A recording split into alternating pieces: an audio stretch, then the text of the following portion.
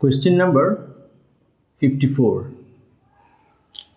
তিনটি ভেক্টর, এক নম্বরে দেওয়া আছে একটা ভেক্টর, দুই নম্বরে দেওয়া আছে একটা ভেক্টর, তিন নম্বরে দেওয়া আছে একটা ভেক্টর। তো একক ভেক্টরের ক্ষেত্রে নিচে কোনটি সঠিক হবে? তাহলে এখানে তিনটা ভেক্টর দেওয়া আছে, কোন ভেক্টরগুলো একক ভেক্টর সেটা বের করতে হবে। তো এক নম্বরে দেওয়া আছে,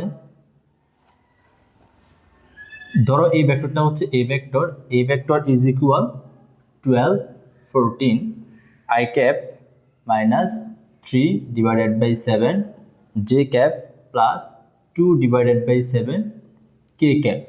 দুই নম্বরে দেওয়া আছে যে I cap, ধরো এটাও একটা vector B vector, I cap plus j cap plus k cap। তিন নম্বরে দেওয়া আছে ax একটা মান, I cap plus bx একটা মান, ay j cap plus az k cap divided by ax ay plus az।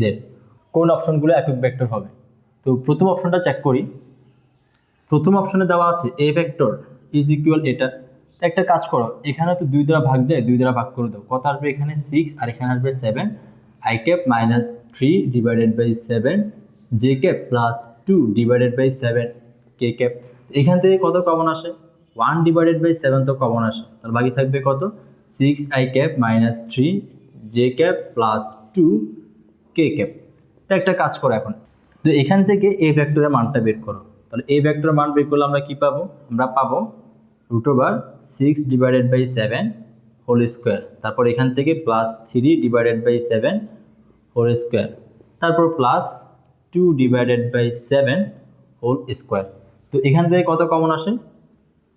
√1 divided by 7 whole square common আসে, বাকি থাকবে 6 square plus 3 square plus 2 square. তো 1 divided by 7 স্কোয়ার যেহেতু দেওয়া আছে, বাইরে আনলে কত হবে? 1 divided by 7, কারণ স্কোয়ার রুট কাটাকাটি চলে যাবে। বাকি থাকবে 6 square plus 3 square plus 2 square. তো এখান থেকে আমরা ক্যালকুলেট করলে কত পাবো? 6 6 36, 3 3 9, 2 2 4। তো এখান থেকে আসবে 40, 40-এর সাথে 9 যোগ করলে আসবে √49। আর 49কে রুট করলে আসে কত? এটা 1 7 আসে, তাহলে 7 7 কাটে আর থেকে 1। তাহলে এটা হচ্ছে একটা একক ভেক্টর। আর এখানে আসি, যদি ভি ভেক্টরের মানটা আমরা বের করি, কত পাবো? √1 প্লাস 1 প্লাস 1 বা 1 স্কোয়ার 1 স্কোয়ার 1 স্কোয়ার, অ্যান্সার আসবে √3। এই অপশনটা চেক করার প্রয়োজন নেই। ধরো এটা হচ্ছে একটা এ ভেক্টর, তাহলে এ ভেক্টর সমান কত আসবে? এখানে ax I cap plus ay j cap plus az k cap। এখান থেকে এই ভেক্টরের মান কত আসবে? এই ভেক্টরের মান আসবে √ax whole square plus ay whole square plus az whole square. Sorry, এখানে স্কোয়ার দেওয়া ছিল, স্কোয়ার। এখন যদি তুমি এই ভেক্টরকে এই ভেক্টরের মান দ্বারা ডিভাইড করে দাও, আমরা কি পাবো? একক ভেক্টর পাবো, যেটা হচ্ছে small a cap is equal কত? এ ভেক্টর হচ্ছে এটা, এটা হচ্ছে ax I cap ay j cap R az k cap। আর নিচে আসবে √ax whole square plus ay whole square plus az whole square. অতএব এটা তো একটা একক ভেক্টর না, কারণ এটা তো সেম জিনিস। তাহলে এটা একটা একক ভেক্টর, কিন্তু এটা একক ভেক্টর না। তাহলে কোন কোন অপশন সঠিক? আমাদের 1 নম্বর সঠিক আর 3 নম্বর সঠিক, 2 নম্বরটা রং। এখন কথা হচ্ছে, আমরা কি এমসিকিউতে এভাবে সলভ করব? এত ডিটেলসে সলভ করব? যদি এত ডিটেলসে সলভ করতে যাই, তাহলে একটা কোয়েশ্চেনে অ্যান্সার করে হল থেকে বের হয়ে যেতে হবে। আর দ্বিতীয় কথা হচ্ছে, এত বেশি স্পেস তোমাকে দিবে না। এটা ঠিক বোর্ড এক্সামে তুমি স্পেস পেয়ে যাবা, কিন্তু অ্যাডমিশনে তো তুমি স্পেস পাবা না। তোমাকে শুধুমাত্র একটা কোয়েশ্চেনই ধরায় দেওয়া হবে, তোমাকে তো স্পেস একেবারেই দিবে না। তো তুমি কিভাবে করবা? এখানে যে বেসিকগুলো শিখেছো না, এই বেসিকগুলোকে যত শর্ট করা যায় তত তোমার জন্য লাভ। যত শর্ট করতে পারবা তত দ্রুত তুমি এমসিকিউটা সলভ করতে পারবা, আর তত সময় তুমি বাঁচাতে পারবা। আর এগুলো তুমি খাতার চাইতে মাথায় বেশি করার ট্রাই করবে। যেমন দেখো, এটা তো দেখেই বোঝা যাচ্ছে যে এটা একটা একক ভেক্টর। যদি উপরেরটা একটা ভেক্টর হয় আর আর নিচেরটা কি ওই ভেক্টরের মান না, তাহলে একটা ভেক্টরকে একটা ভেক্টরের মান দ্বারা যদি ডিভাইড করে দিই একক ভেক্টর আসবে। তো 3 অপশন কারেক্ট। আর 2 অপশনটা সঠিক কেন হবে না?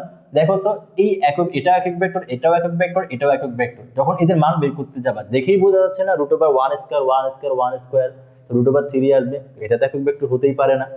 আর একটা ট্রিক অ্যাপ্লাই করতে পারো যে এখানে 1 2 3 যতগুলো অপশন তুমি চেক করবা সেখানে মিনিমাম কিন্তু দুইটা দেওয়া আছে, হয় 1 2, না হয় 2 3, না হয় 1 3, অথবা 1 2 3। এখন যেহেতু 2 নম্বরটা রং, তাহলে বাকি দুইটাই রাইট হবে। তো বাকি দুইটা কোনো কথাবার্তা ছাড়া তুমি দাগাইতে পারো। বাট তারপরও তুমি কনফিডেন্ট হয়েই দাগাবা, যাতে পরবর্তীতে যত ধরনের এক্সাম হয় তুমি কনফিডেন্ট থাকো। তো বাকি 1 নম্বরটা তুমি কিভাবে সলভ করবে? তো 1 নম্বরটা তোমার এত ডিটেলসে সলভ করার দরকার নেই। তুমি তো দেখতেই পারছো যে এখানের মধ্যে কত 1/7, 1/7, আর এখানে 1/7। তার মানে পুরো ফ্যাক্টরটাকে কত দ্বারা ডিভাইড করা হয়েছে? 7 দ্বারা ডিভাইড করা হয়েছে। এখন একটু ভেবে দেখো তো যে এই ভেক্টরের মান 7 নয় তো? তো দেখো তো এখানে এই ভেক্টরের মান কত আসবে যখন তুমি এখানে এটা গুণ করবা। এই ভেক্টর এখানে কত 6, আর এখানে 3, এখানে 2, যদি 7 কমন নিয়ে নাও তাহলে 6 6 36, 2 দ্বিগুণে 4, 36 4 কত আসবে? 40, 3 3 9, তাহলে কত আসবে?